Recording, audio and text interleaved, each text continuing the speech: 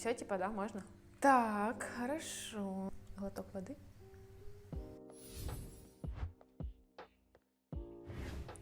Привет, дорогие друзья! У нас сегодня будет нетрадиционный формат видео для нашего канала. Я хочу сегодня вам показать, как я крашу брови сама себе. И вы сможете повторить то же самое у себя дома, если вы не можете попасть к бровисту или не хотите этого и доверяете только себе свои брови. Ну и, конечно, поделюсь какими-то фишечками, которыми бровисты пользуются, ну и их можно применить в домашнем окрашивании бровей. Первым делом я очищу, конечно же, кожу от макияжа, потому что сейчас у меня на бровях есть карандаш. Я в работе использую шампунь для бровей, ну и сейчас тоже им воспользуюсь. Вы можете использовать для этого мицеллярную воду или вовсе умыться дома своей любимой умывалкой и уже на чистую кожу наносить. Главное, чтобы там не было крема или какой-либо косметики.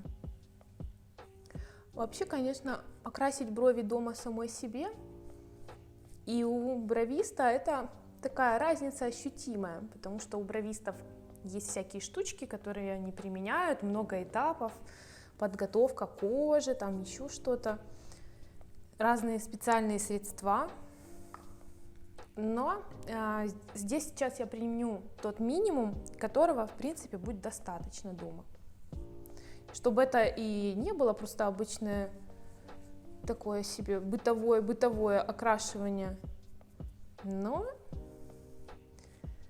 эффект вы получите практически как после салона. Я шампунь наношу так обильненько, потому что здесь есть и гель, и карандашик, чтобы все смылось. Так, теперь у меня будут голые брови. Никогда никто меня, наверное, не видел без бровей, кроме меня по утрам. Придется вам показать всю правду. Так, ну вот так мои брови выглядят без какой-либо косметики. Теперь что? Я люблю делать сначала коррекцию бровей себе, а потом уже наносить краску.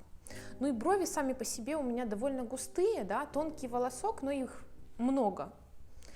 И окрашивание с отпечатком на коже плотным, ну, я не очень люблю на своих бровях. Даже если краска плотно окрашивает кожу, я все равно держу ее недолго, чтобы получить более легкий оттенок. А в принципе самый проверенный вариант для домашнего окрашивания это рефектоцил.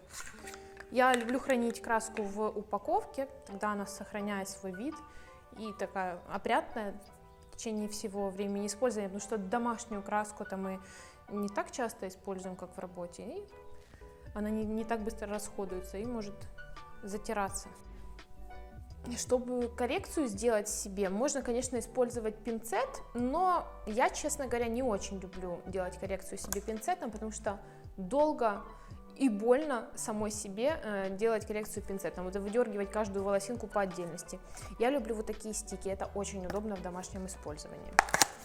Это вот такой стик с воском, немножко в руках его можно погреть, и я разрежу его на сегменты, примерно такие, как мне подходят под размер моей брови, по зонам коррекции.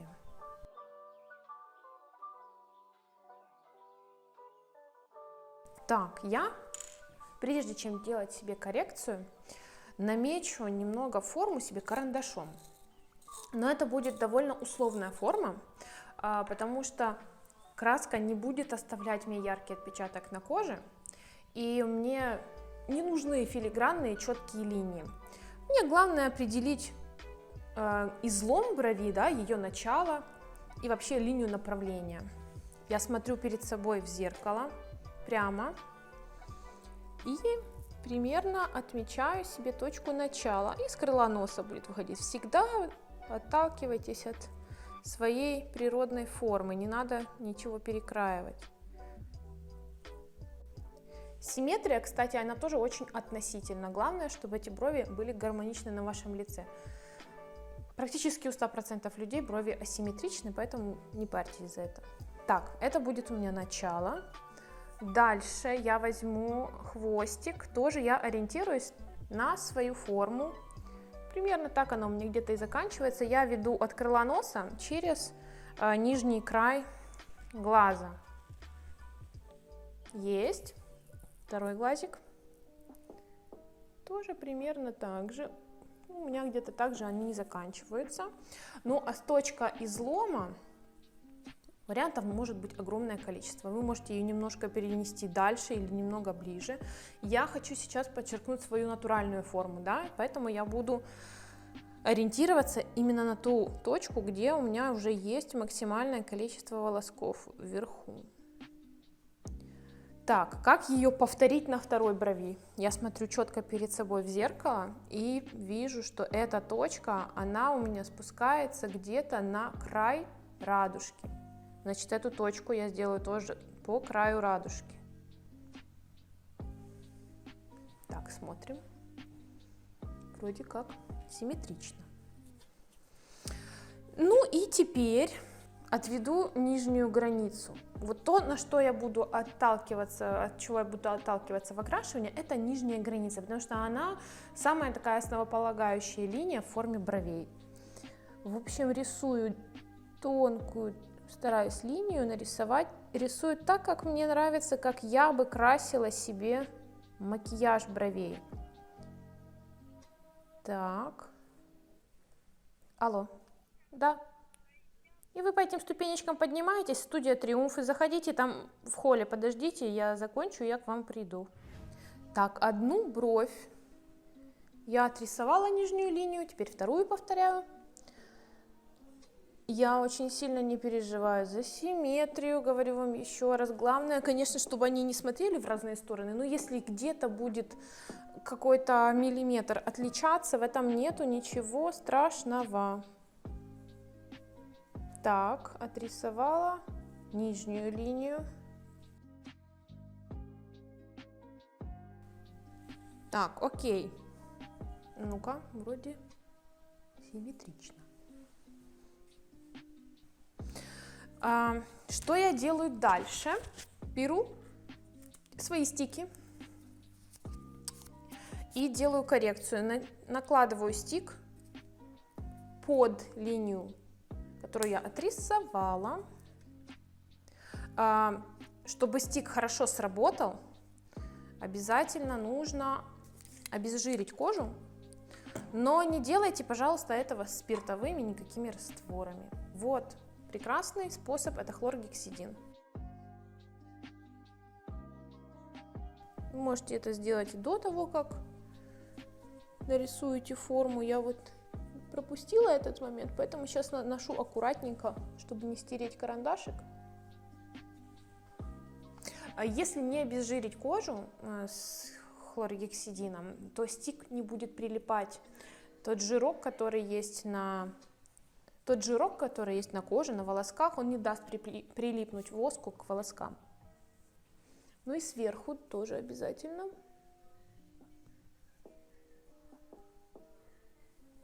Так, есть.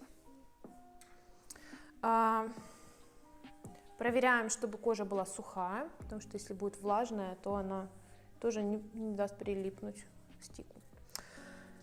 И накладываю стик под линию. Приклеила хорошенько так пальчиками. Повозила, чтобы все волоски приклеились. Есть.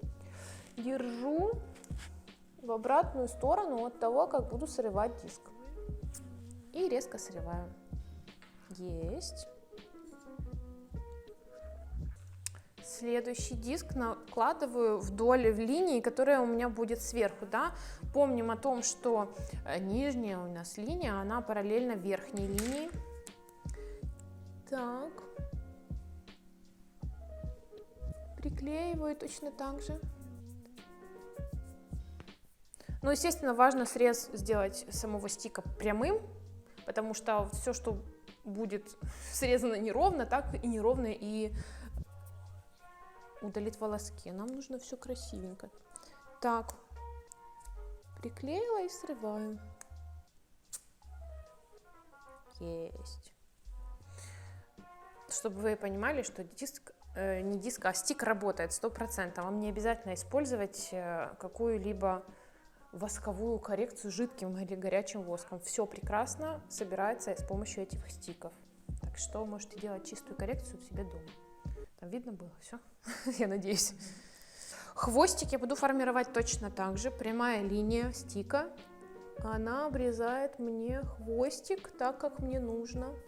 Все, приклеила четко по краю, как я хочу, чтобы выглядела форма моей брови. Потерли. Хоп-хоп-хоп. И сняли. Чудненько. Так, следующая бровь. Если бы я делала коррекцию пинцетом, тогда, конечно, я бы отрисовала верхнюю границу тоже с помощью карандаша, ну, чтобы не удалить лишние волоски там, где не надо. Так можно увлечься, что и залезешь туда, куда не нужно. А здесь этот способ с помощью четкой линии этой полосочки дает нам возможность сэкономить время на разметке. Так, хвостик. Ну и лично у меня вот такой способ коррекции с воском, с полосочками дольше держится чистым, меньше приходится подщипывать что-то в процессе. И вообще, на самом деле, подщипывать в процессе, я имею в виду в процессе это от коррекции до коррекции, это неправильно. Нужно вот вы сделали коррекцию окрашивания и все, и выходите до следующего раза, потому что когда вы где-то что-то подщипываете, вы себе так портите форму, вы можете не придать этому значения, а в процессе там где-нибудь убрать какой-то волосок, а делать этого не нужно было, вы не заметили. В любом случае могут остаться какие-то волоски, которые надо будет потом убрать с помощью пинцета, но я это сделаю уже после окрашивания. Так, приступаем к краске. Смешиваю окислитель с краской, смешиваю в процессе, окислитель с краской смешиваю в пропорции 1 к 1. Беру небольшую горошинку, буквально немного, потому что краска такая довольно экономная, хорошо распределяется по волоскам, но и в принципе, зачем брать больше, если этого достаточно. Так, где-то 4 капельки окислителя. Там же замешивается, да, у нас все видно. Я уже показываю так, как мы обычно на видео показываем, да? У меня рефлекс. Да.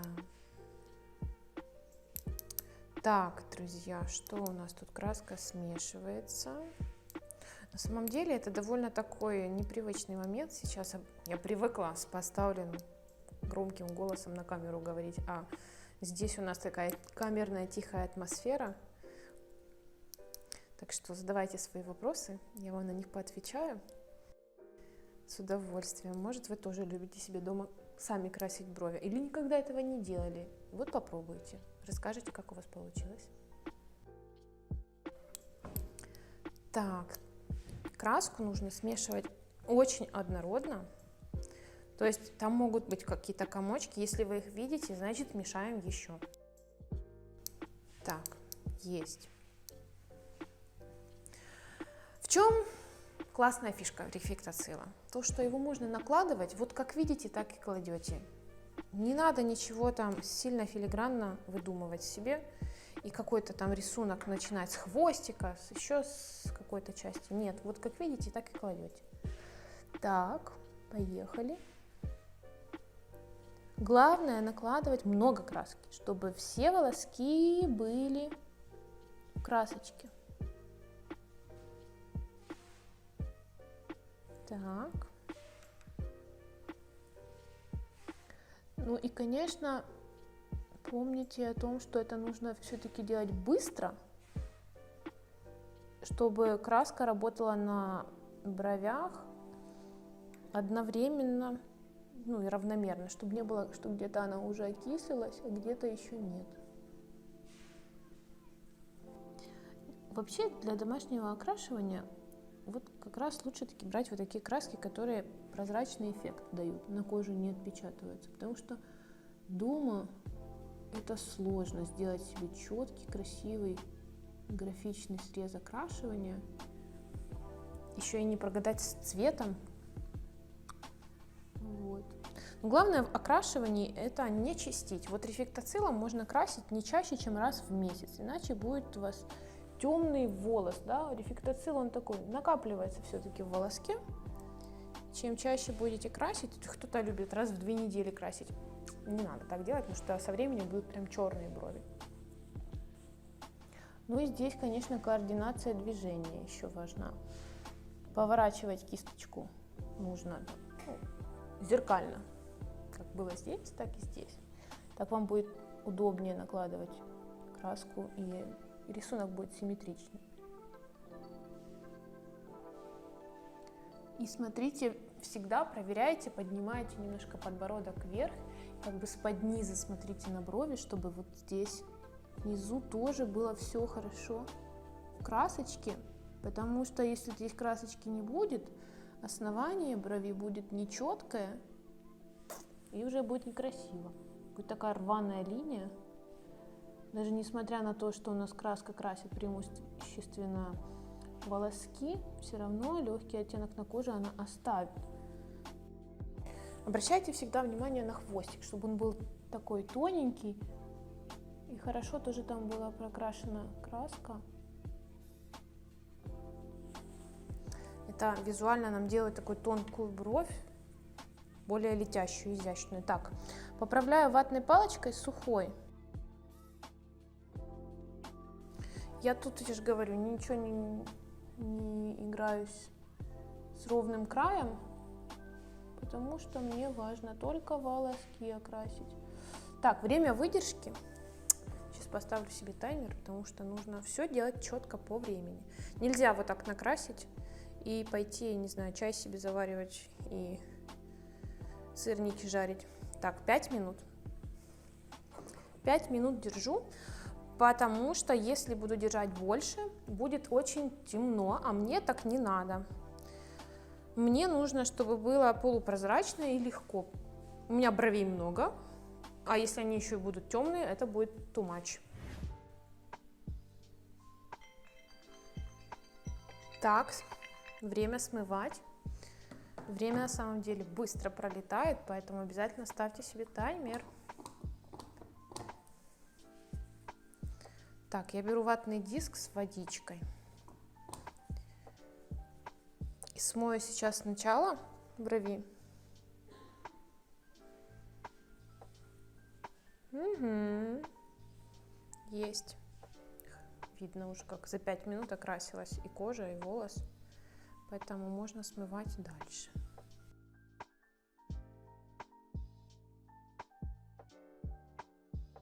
Хорошо домываю с помощью второго диска, не жалейте. Смываем все хорошенько. Ну что, тут у нас получается.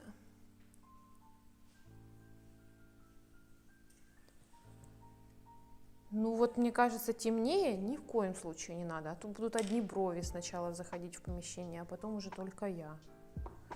Помним, что есть разница во времени нанесения с первой бровью и со второй, и минутку нужно еще подождать. Много бровей у меня, Аленка? Скажи много. Скажи честно, много.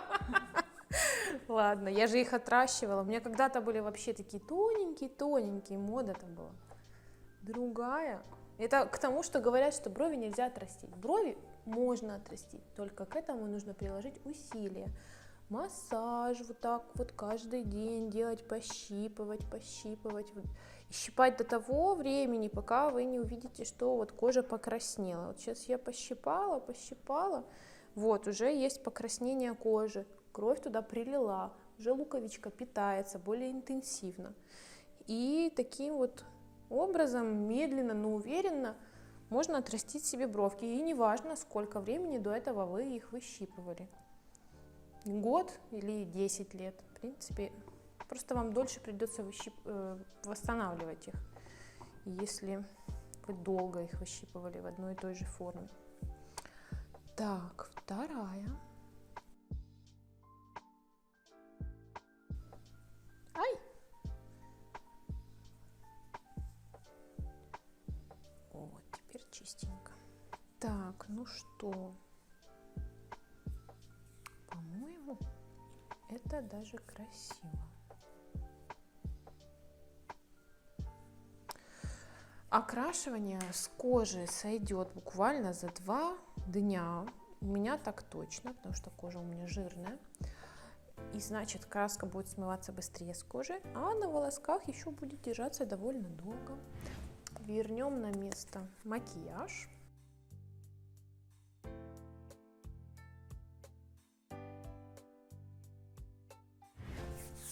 Так, ну что, друзья, я с вами поделилась сегодня самым сокровенным, что может быть у бровиста, своими бровями и то, как я их себе делаю. Я хотела с вами поделиться фишечками всякими, которые я знаю и применяю в работе. Я надеюсь, вам было полезно и интересно.